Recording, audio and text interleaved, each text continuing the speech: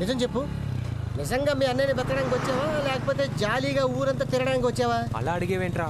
లేకపోతే ఏట్రా పొద్దున్న నుంచి ఆర్కే బీచ్ అని జగదాంబ సెంటర్ అని ఎంబీపీ కాలనీ అని తెగ తిప్పుతున్నావు. వైజాగ్ లో ఉండే వాళ్ళందరూ దాదాపుగా ఈ ఏరియాలకే వస్తారని మన ఊరోళ్ళు చెప్పారురా. వాళ్ళ మాటలు నమ్మి నువ్వు నన్ను సంపద ఇది కలెక్టర్ ఆఫీస్ రా. అదేరా లోపలికి వెళ్ళి 10 ఏళ్ళ క్రితం పారిపోయాడు బాగా చదివేసి కలెక్టర్ అయిపోయానుకుంటావా? ఎక్కువసేపు ఇక్కడ అనుకో ఇద్దరిని పెట్టిన కాల్చేస్తారు. మన ఊరు అయినా ఇక్కడ పని చేస్తున్నాడు రా. ఆయన వెళ్ళి అడిగితే ఏదైనా హెల్ప్ చేస్తాడని.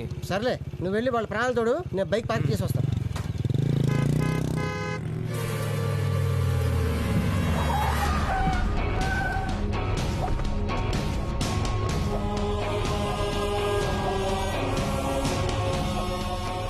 నైనా, నా పేరు సూర్యప్రకాష్.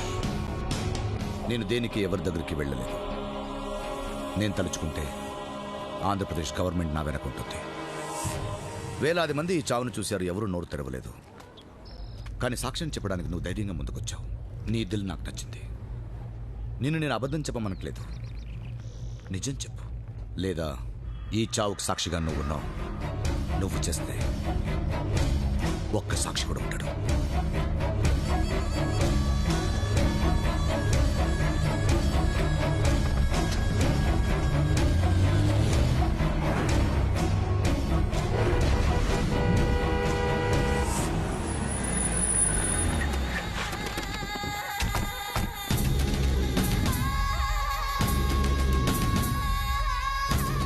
నువ్వెవరో, నీ ఊరేదో పేరేంటో కూడా నాకు తెలీదు. తెలుసుకోవాల్సిన అవసరం కూడా లేదు. అదేవిధంగా నా గురించి తెలియనట్టే నువ్వు ఉండు, అది నీకే మంచిది. ఆ గురు మహర్దశ పట్టుకుంటే నీ జాతకం బాగుంటుంది. ఈ గురుతో గొడవ పెట్టుకుంటే నీ జాతకం తలకిందలవుతుంది. ఇంత విన్నాక కూడా సాక్ష్యం చెప్పావే అనుకో, సరాసరి వెళ్ళిపోతావు. ఈ ఊరు నుంచి కాదు, లోకం నుంచే.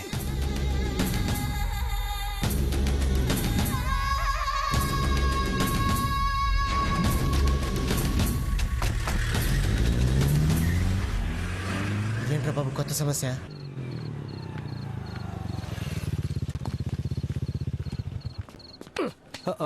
ఏంటి ఊపుకుంటూ వెళ్ళిపోతున్నావు? నువ్వు వచ్చిన కాడి నుంచి నాకు సమస్య మీద సమస్యలు వస్తున్నాయి.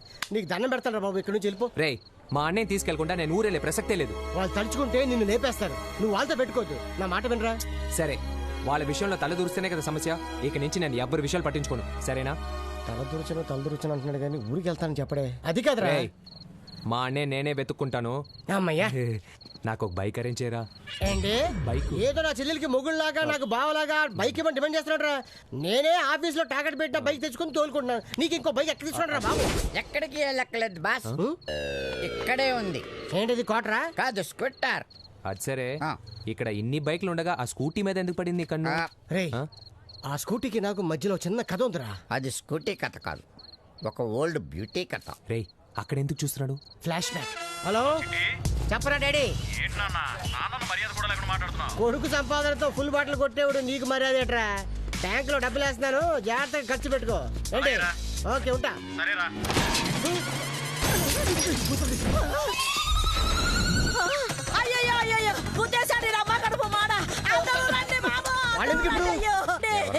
మేకప్ వేసుకున్నా.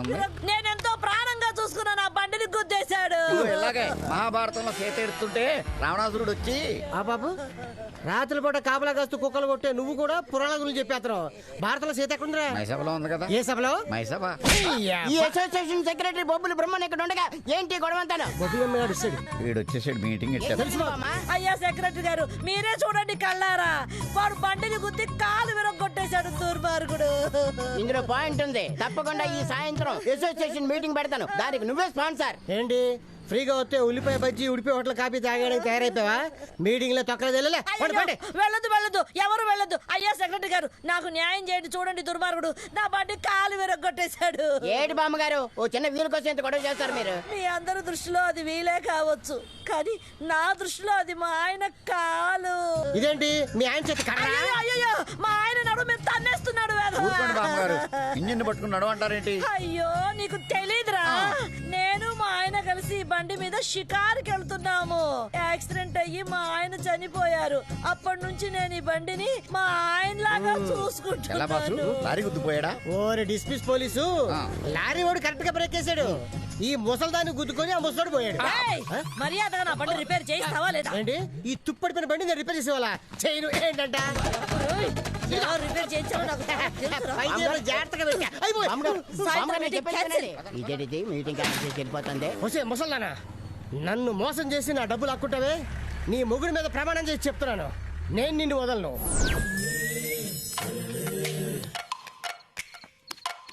నేను కూడా ఇలాగే పోలీస్ ట్రైనింగ్ అయ్యేప్పుడు ఏంటి రాత్రి పూట బైకులు దొంగతనం చేసేవాడు? కాదు కాదు నక్కి నక్కి పట్టుకునేవాడిని. ఏంటది? సిగరెట్. దా. వెళ్తున్నాడు చూడు పోలీస్ కుక్కలాగా. ఎంతైనా గానీ పాప ముసలావిడ కదరా. రేయ్, మీ అన్నయ్య కావాలా వద్దా? కావాలి. ఆ ముసలిదానికి ఎందుకు ఈ స్కూటీ? ఆగు.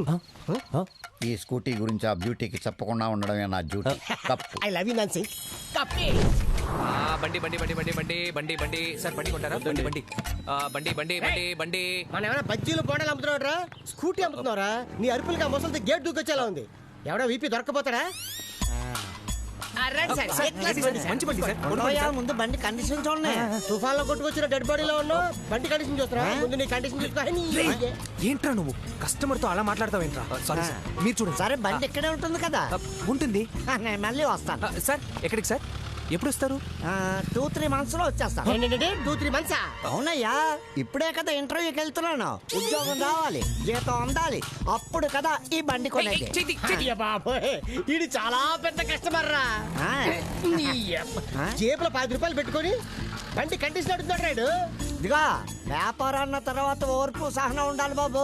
చెప్పు. నువ్వు డెడ్ బాడీ అవ్వకముందు ఎక్కడికి వెళ్ళిపో. మరి అడ్వాన్స్ తీసుకున్నాను, నా బండి అయితే. నువ్వు